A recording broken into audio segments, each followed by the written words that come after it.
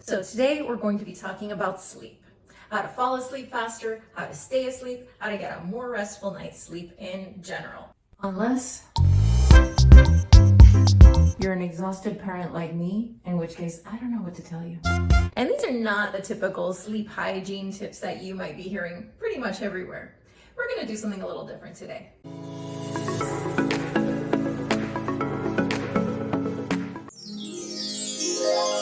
So we're going to talk today about 9 tips that I have that I think will be really helpful to you for both falling and staying asleep and getting a better quality night's sleep.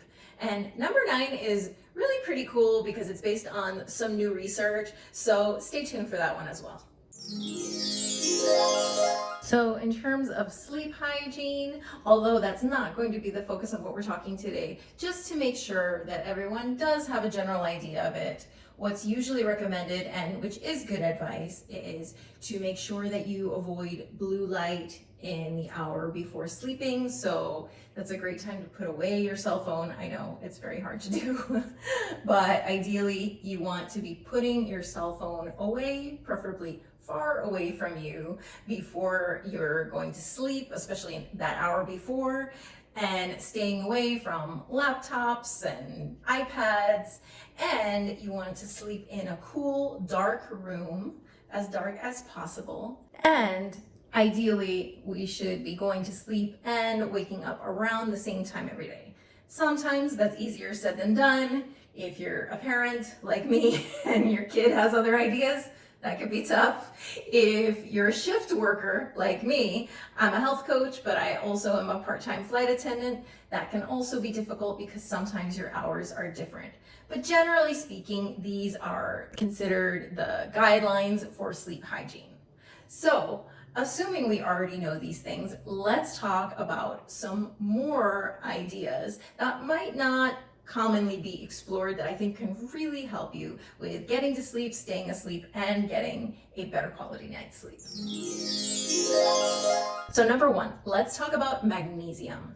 Magnesium is the top recommendation I have for all of my health coaching clients. Almost everybody's deficient in magnesium, unfortunately, because it's increasingly hard to get this from our diets. So magnesium is a critical mineral that all of us need, and it has a huge effect on so many different things in the body, but most especially on our nervous systems. So if you're someone who suffers from anxiety and or insomnia and you're not on magnesium, I really wholeheartedly recommend taking this.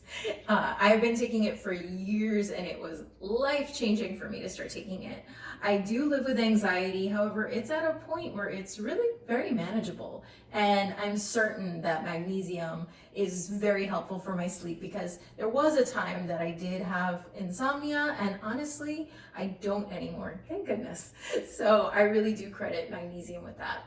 I'm on a personal mission to get everyone on the planet on magnesium just because it's so good for your nervous system, and I think we would have a kinder, happier, more peaceful planet if we had more people with their nervous systems regulated. Magnesium has many incredible properties. I won't list them all now, but there is an incredible book called The Magnesium Miracle. It's written by a doctor. I highly, highly recommend it. I was already a fan of magnesium even before I read this book, and I was already taking it, but when I read her book and I read all the things that taking magnesium can prevent, all the chronic illnesses and diseases and all the illnesses that can come about as a result of magnesium deficiency, which most of us have if we're not taking magnesium, it's pretty shocking. So I really highly recommend this book if you would like to learn more, but for the purposes of sleep, I wholeheartedly recommend this. I will put a link in the description to the magnesium that I personally take. I love mine because it's a powder that I can mix with water. There are 2 different types of magnesium that people usually take. There's magnesium citrate and magnesium glycinate. They both are great. It's not that one is better than the other, but some people feel better on one than the other. To give an example, magnesium citrate tends to make you more regular with bowel movements. And for a lot of people, that's a plus. But for some people that might be a little too much, and then they might prefer magnesium glycinate. So that's something to consider. Other great benefits of magnesium are if you're someone who suffers from leg cramps. I know many people suffer from leg cramps at night, and that's what's keeping them awake. Magnesium is actually incredible for this. If you do have leg cramps at night, it's a pretty good sign of magnesium deficiency. There was a time where just by eating enough magnesium-rich foods, we were able to get enough. However, our soil has been increasingly depleted of natural magnesium, so it's harder and harder to get it just from diet alone. The great thing is you really can't overdo it on magnesium as long as you're taking the supplement according to the instructions. If you have a little bit too much, which is actually hard to do, but if you have a little bit too much, your body will just excrete whatever it doesn't need. So number 2, let's talk about herbs that are great for sleep. So I think everyone knows about the classic one, chamomile. It's kind of the quintessential idea of winding down for sleep, having a steaming cup of chamomile tea. And honestly, it really can be very helpful in winding down. However, if you're having serious sleep issues, it might not be enough on its own. So in addition to chamomile, there's another herb that you might not know about that's quite potent, and it's called valerian root. And this is something that my mom swears by. She grew up with this as a remedy, and I have taken it occasionally myself, and it is quite helpful. I will warn you, it does have a bit of a strong scent, so it's not the worst, but it's a little strong. So you can buy this in capsules, but even the capsules, you might want to keep them in a little Ziploc bag or container because, you know, it's potent, I won't lie. But because of that potency, most likely, it actually can be quite effective. So there's a product that I've been using for the past year and a half called Mudwater, which I think is great. I use a different version of it. So Mudwater is typically considered to be a type of coffee substitute. I do love my coffee, but this can actually encourage you to drink less and at the same time support your immune system because it is made with so many medicinal mushrooms, which are great for your energy and for your immune system. But Mudwater has recently also come out with another product that is just for promoting a restful sleep and to help you get to sleep. And they use an amazing combination of herbs, including valerian root, that is really helpful for doing this. So this is a product that I've been giving to my dad because my dad really struggles with insomnia, and this has been very helpful to him. So I will put a link to that below in case you'd like to check it out. Hey, so we are interrupting this program to tell you very quickly live from my closet because it is the quietest room in my whole apartment. So I just wanted to tell you really quickly about a little giveaway that we're doing this month for Mudwater. So what I was just discussing, it's an awesome product. We use it every day in our household. There are several different kinds of Mudwater. This is a free, easy giveaway. Just follow the link below in the description to enter.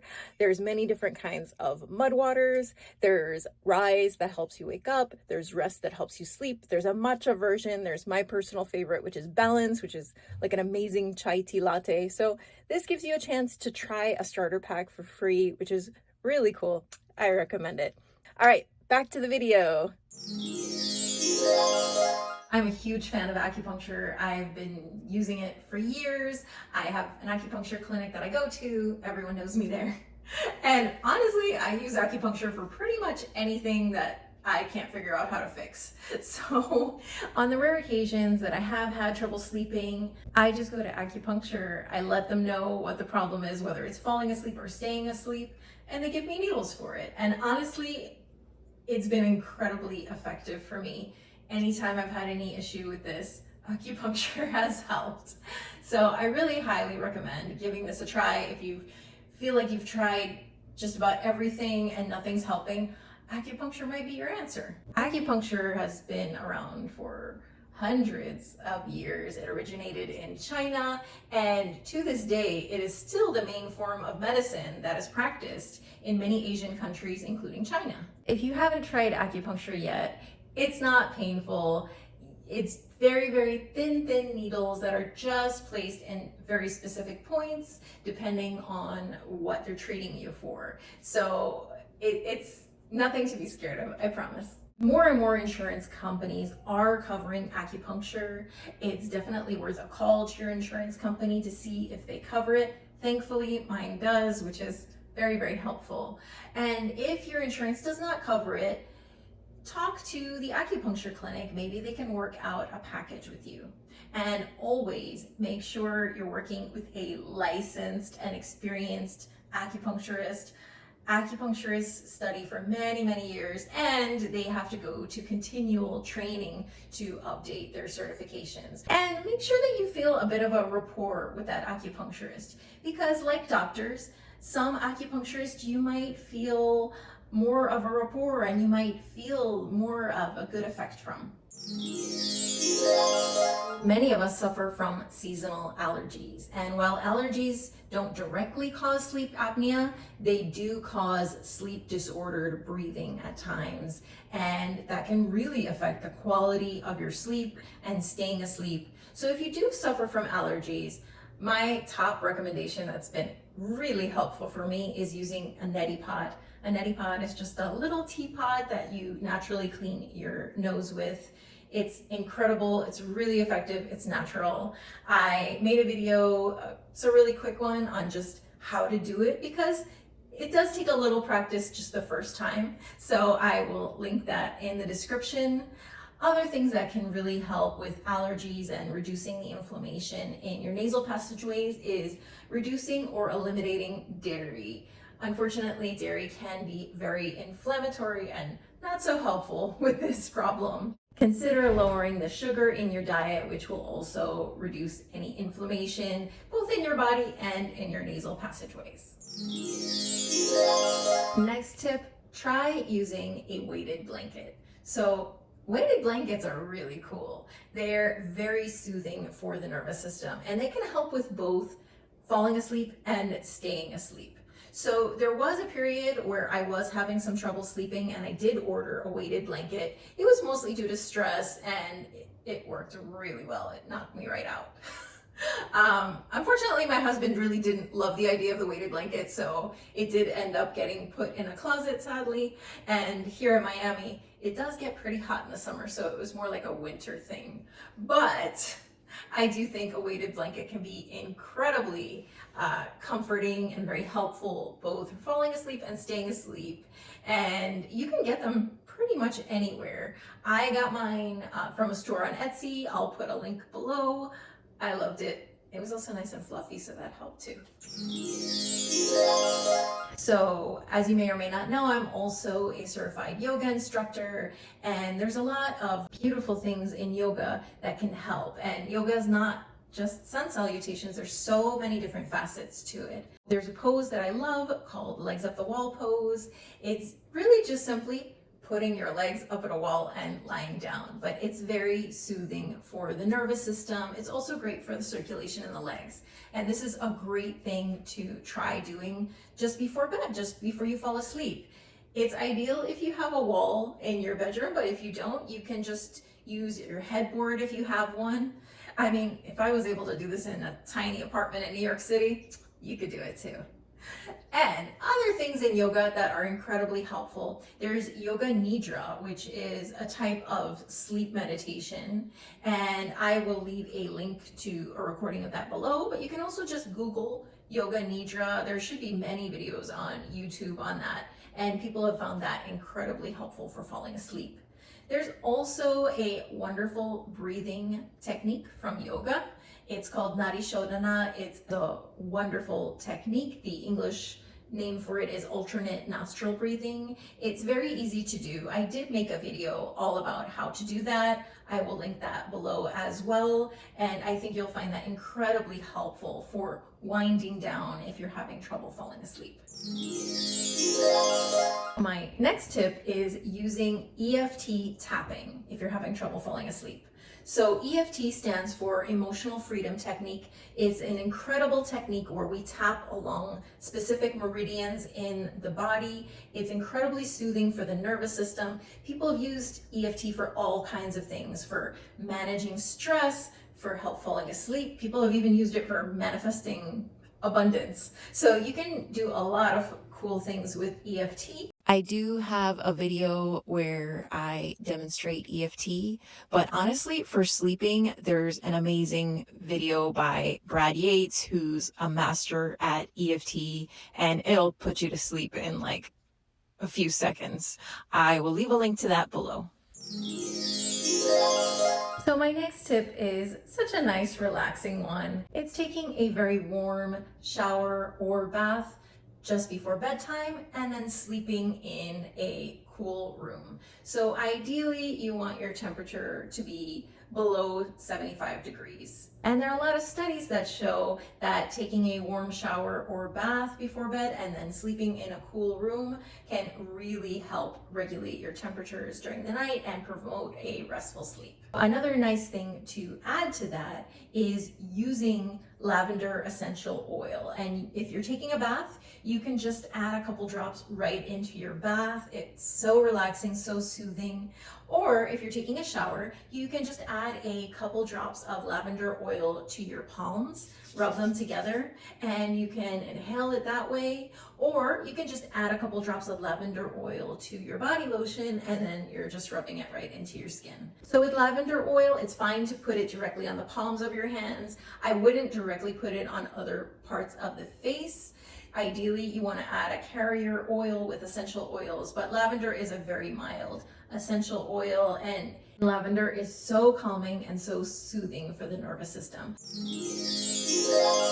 My final tip for sleep is red light therapy, and this is still a bit experimental, so I can't guarantee that it's going to help your sleep issues, but there is some very interesting research about red light therapy helping with sleep quality. So I don't know if it would necessarily help you fall asleep, but it could help you stay asleep and improve the restfulness of your sleep.